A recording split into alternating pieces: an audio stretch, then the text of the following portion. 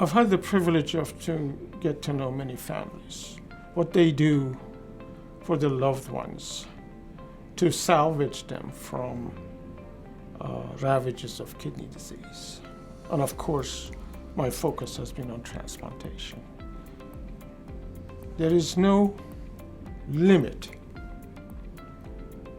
how a family member can come forward, how a friend can come forward, how a colleague can come forward. This is the most humanistic, altruistic action that a human being can do. Cam, it's wonderful to be with you, Lisa. Thank you for being here. We met almost a year ago at Penn, and it was a very difficult initial visit,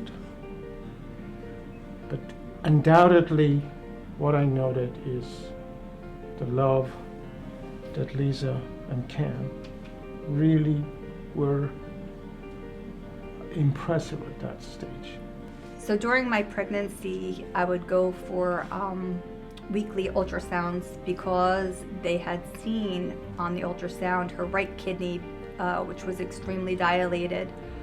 And because of her position being breached, they were unable to see her entire left side. But at 32 weeks, there was no more amniotic fluid. So they decided that they needed to take her and via C-section, which they did. And instantly, once they took her, they immediately put me out. And I didn't wake up again until I was in the recovery room, and my doctor was in there with me to explain that there were many more things wrong than right. They transported her to CHOP. We continued to see our doctors up at CHOP all the time. In the interim, she had many other surgeries, including open heart surgery. At around the age of 22, we noticed that she started swelling a lot in her feet. And at that point, we also knew she had a leaky valve in her heart. So we were unsure if it was the heart or if it was the kidney. So Penn did all the diagnostic testing, and come to find out it was the kidney and not the heart. So at that point, they did emergency catheter in her chest so they could start dialysis right away. So we did home hemodialysis for 5.5 years. And after 5.5 years, her health started to decline. So her nephrologist recommended that we come and talk to the transplant team to see if she was going to be a candidate for transplant.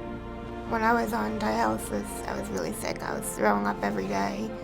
I like to show dogs and compete with them. And I did that, but not as much as I did prior to dialysis or after the transplant. And it was just not a good time. I was not in the right space mentally, and I was very depressed and suicidal because of how sick I was and that I wasn't able to do anything really. And then after the transplant and Dr. Naji not giving up on me, I am definitely much better now. I'm not in that dark spot, and I'm doing great. When the time came for transplant, we did have several people try to go through the process. They just weren't healthy enough. They were declined. I was not an ideal candidate due to many factors, weight being one of them, high blood pressure, and high cholesterol. I decided that I needed to do something, and I contacted a bariatric surgeon, and he decided to do my surgery. And that is where my journey began, to get healthy so I would be able to donate to my daughter. After transplant and Dr. Naji, things have gotten a lot better, and I'm not as bad as I was mentally than before. And I have my life to thank you for. You literally saved it. I get to see a spectrum of individuals with kidney failure at early stages and predominantly at late stages, where the options are either dialysis or transplantation. I am a specialist in transplantation. My focus is really to provide the best care to replace the kidney function with a new kidney.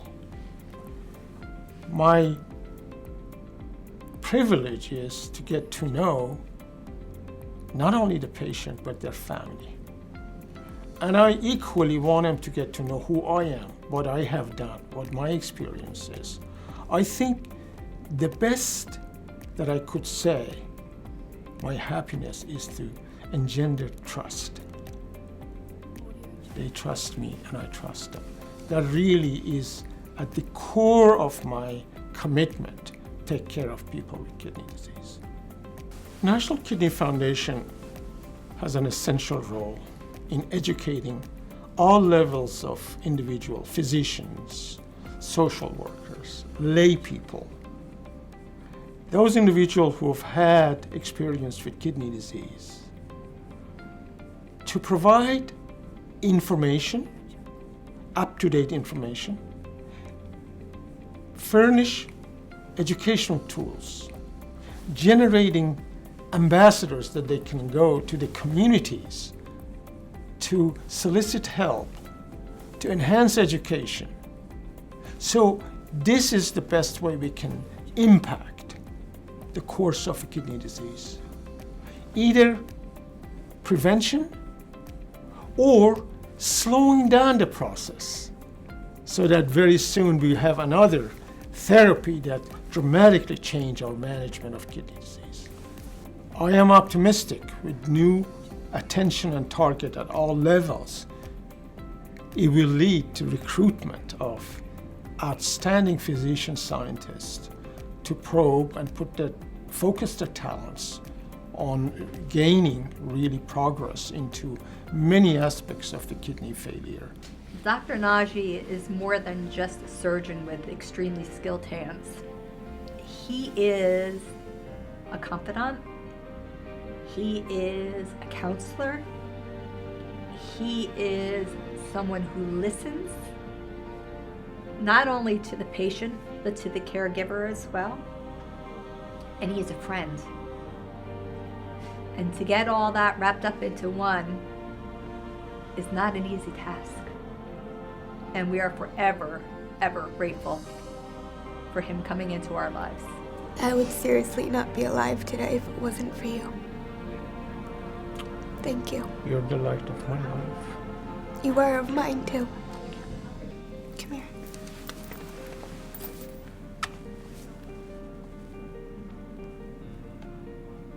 You're the best.